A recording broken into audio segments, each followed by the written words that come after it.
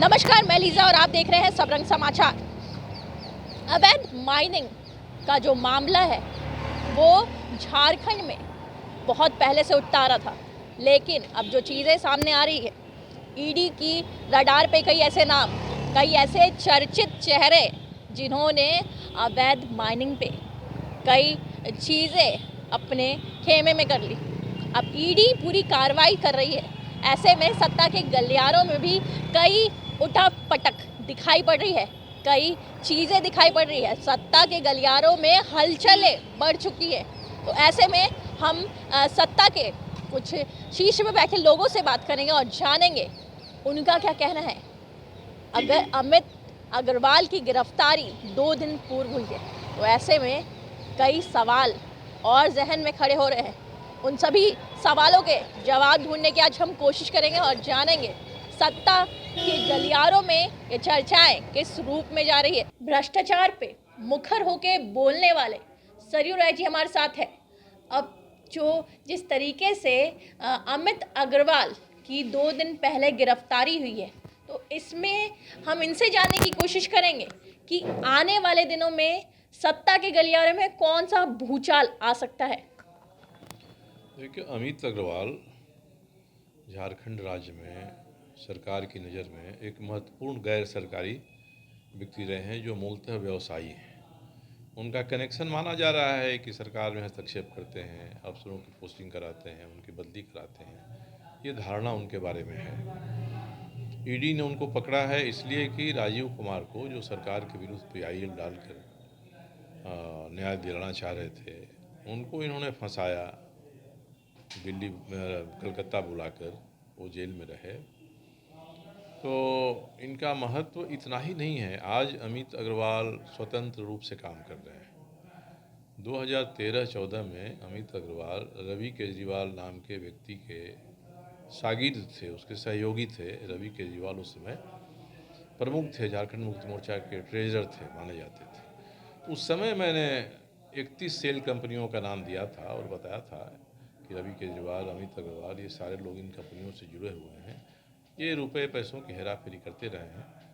वही सेल कंपनियां हैं जिन पर आज भी हाई कोर्ट में मुकदमा चल रहा है। तो अमित अग्रवाल पकड़े गए हैं, तो इनके पकड़े जाने का संदर्भ केवल झारखंड में 2 साल पहले, 2.5 साल पहले सरकार बनने के बाद से ही नहीं होगा, बल्कि 2013 से जितनी घटनाएं हुई हैं उनमें इनकी संलिप्तता क्या रही है।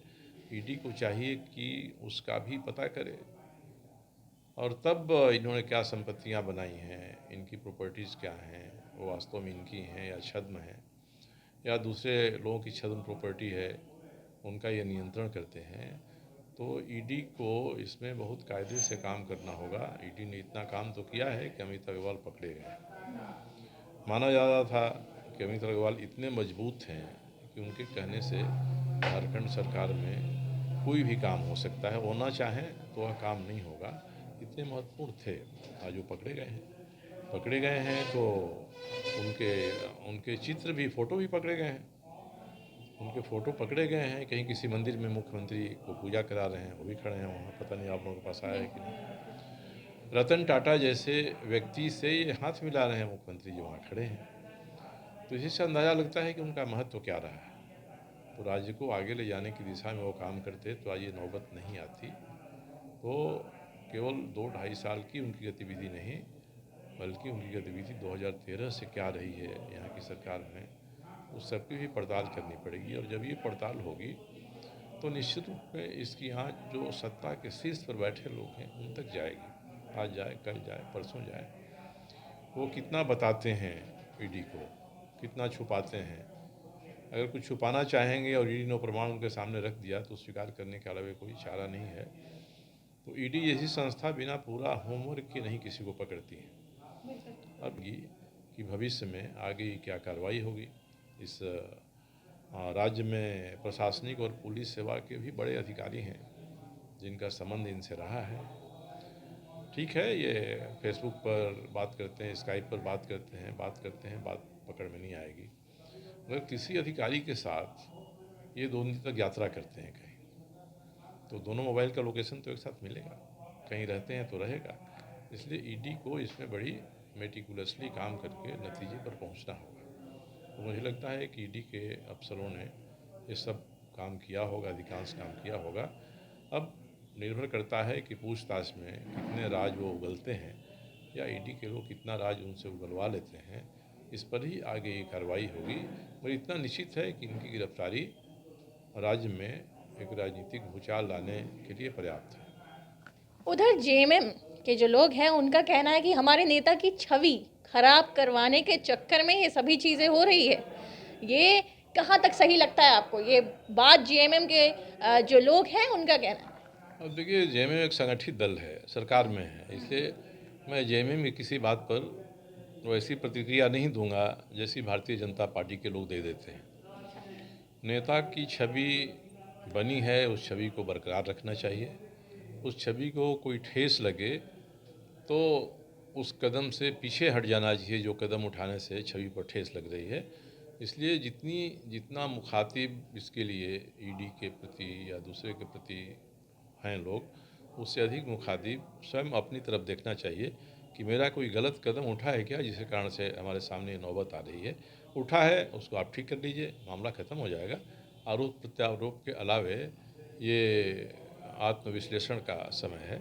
आत्मविश्लेषण करना चाहिए लोगों को और तब कोई धारणा बनानी चाहिए कि गलती कहाँ है। कोई उंगली उठा रहा है तो वास्तव में उसकी उंगली सही उठ रही है या उंगली गलत उठ रही है, इसको तथ्यों के आधार पर निकालना चाहिए। अगर ईडी के लोग दे देते हैं सबूत कि 1000 करोड़ रुपए का घोटाला पत्थर तोड़ने में हुआ है, गिट्टी बनाने में हुआ है, तो हुआ है कि नहीं हुआ है।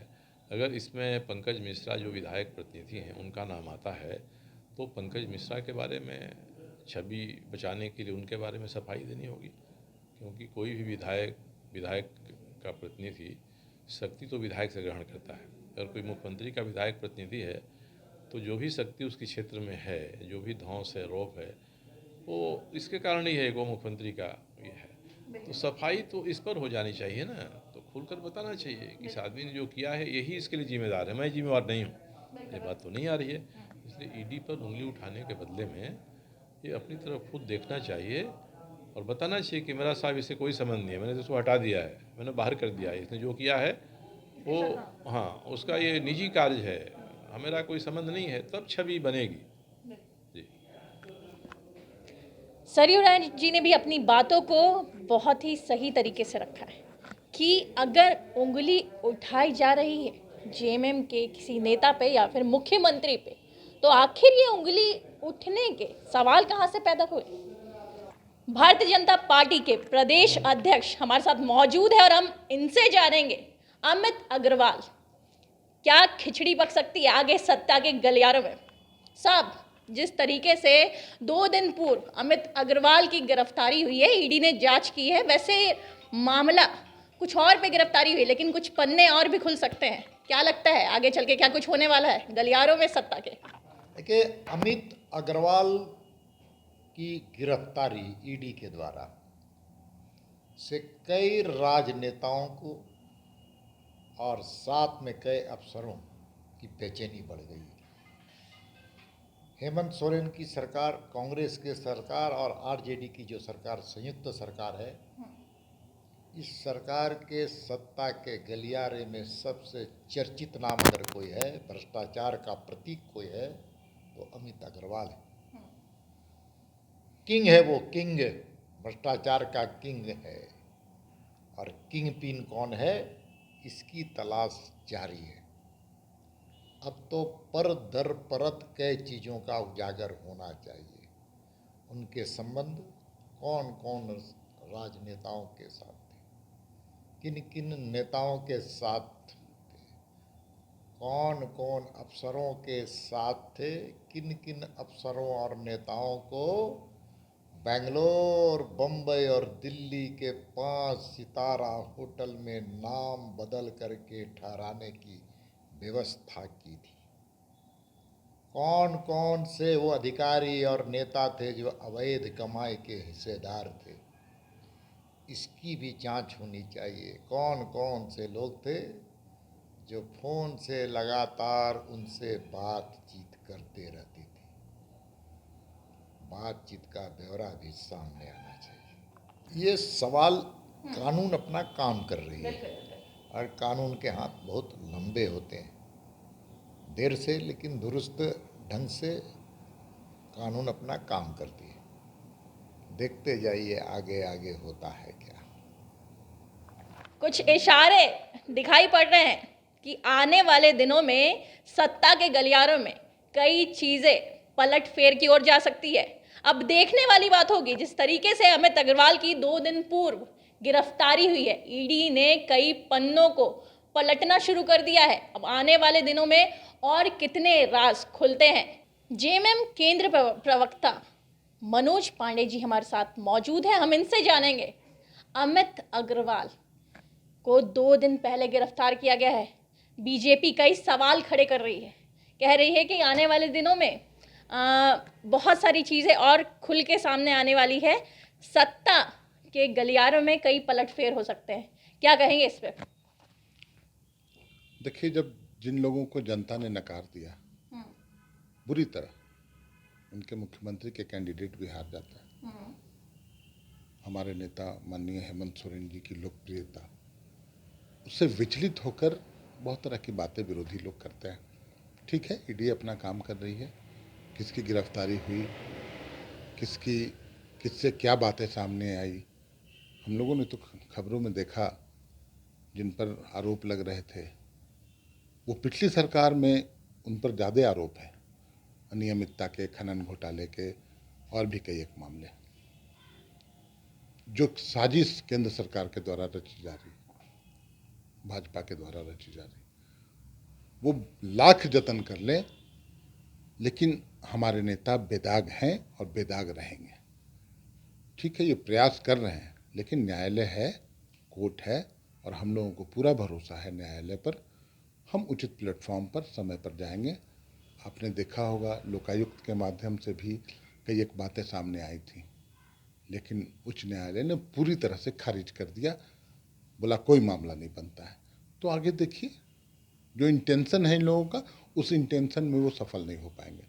लेकिन अगर कोई व्यक्ति किसी अनियमितता में, किसी घोटाले में, किसी घपले में लिप्त होता है, चाहे कोई भी हो, तो कानून अपना काम होगा। कई बार झारखंड मुक्ति मोर्चा टूट रहा है, तो ऐसा हो जाएगा सरकार में, ऐसा हो जाएगा पार्टी में। लेकिन हमारी पार्टी के लोग टिकाऊ हैं, बिकाऊ नहीं। इन लोगों के पास, मैं जानता हूं कि पूंजीपति मित्रों के सहयोग से कई एक राज्यों में इन लोगों ने सरकारें गिराई हैं, लेकिन यहाँ झारखंड की धरती पर सब मुझे लगता है कि आपको कुछ जानकारी होगा कुछ खबरों का। एक और व्यक्ति का नाम आया था, प्रेम प्रकाश श्रीवास्तव, और उनकी दी हुई गाड़ी पर रघुवर दास जी चढ़ा करते थे, वर्तमान में भी। और उनका जो संबंध था, जो नेक्सस था, वो भी खबरों में आ गया है। आप लोग भी जानते होंगे, मीडिया के द्वारा हम लोगों ने भी जाना। तो ये एक प्रयास है कैरेक्टर एसेसिनेशन का हमारे नेता का, चूँकि लोकप्रियता के चरम पर है। आज हेमंत सोरेन के सामने मुझे लगता है 1 to 10 में झारखंड में कोई नहीं है। इनके तमाम नेता उनके सामने बहुत फिसड्डी बौने नजर आते हैं। तो इस तरह की कवायद वो कर सकते हैं, सवाल खड़े कर सकते हैं, लेकिन सवाल का जवाब हम नहीं देंगे। सवाल का जवाब न्यायालय देगा, कोर्ट देगा, और हमें न्यायालय पर पूरा भरोसा है। तो सवाल तो कोई कर सकता है, मैं भी सवाल करता हूँ, उसका जवाब पहले दे दिया जाए। आप उनके मार्फत से चाहे उनसे पूछ लीजिए, गौतम अडानी का क्या संबंध है प्रधानमंत्री से? वो क्यों उनके क्रू में जाते हैं साथ में? कैसे उनको दक्षिण अफ्रीका, ऑस्ट्रेलिया और दूसरे जगह खनन पट्टा मिल जाता है? कैसे उनको लोन मिल जाता है? कैसे उनका लोन माफ हो जाता है? कैसे उनके बंदरगाह में या 3,000 करोड़ का मादक पदार्थ पकड़ाता है, फिर भी वो बेकसूर हैं? क्या संबंध है उनका उनके साथ? तो आपको लगता है कहीं ना कहीं ये सब चीजें इधर भी हो रही मैं पार्टी का प्रवक्ता हूँ। अमित अग्रवाल कौन है मेरे नॉलेज में तो नहीं है, मैं जानता तक नहीं उनको। कौन है अमित अग्रवाल? मुझे लगता है किसी न किसी रूप में ये भाजपा से ही जुड़े हुए लोग। जब पूरी जांच होगी तब बातें सामने आएंगी। किसी को टारगेट करना बहुत आसान है, लेकिन उसको प्रूफ करना बहुत मुश्किल है। जिस तरीके से अमित अग्रवाल की 2 दिन पहले गिरफ्तारी हुई और गिरफ्तारी के बाद ईडी ने कई पन्ने खोलने शुरू कर दिए। झारखंड राज 22 साल का राज, अगर बात करूं तो कई ऐसी चीज़ें, कई घोटाले हुए हैं और उसके बाद ये सभी चीज़ें, ये कार्रवाइयाँ बढ़ती हुई दिखाई पड़ रही है। आगे इन सभी को और भी आपके सामने जागरूक करते रहूंगी। ऐसी खबरों के लिए बने रहे सबरंग समाचार के साथ। कैमरा पर्सन दीपक के साथ लीजा, सबरंग समाचार।